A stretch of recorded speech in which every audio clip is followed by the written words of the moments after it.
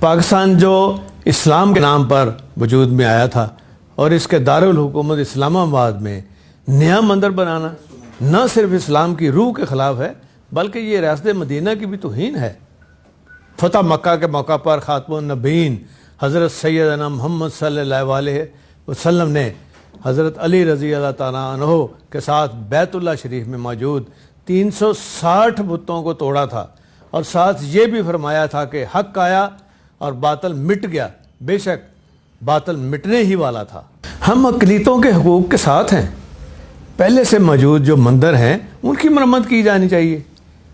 ہم نے بھی اپنے دور میں کٹاس راج کی مرمت کرائی اور بحالی کا کام کروایا تھا، اور پہلی دفعہ اپنے بجٹ میں ہر سال چرچز کی ریپیئر کے لیے بھی ہم پیسے رکھتے رہے ہیں۔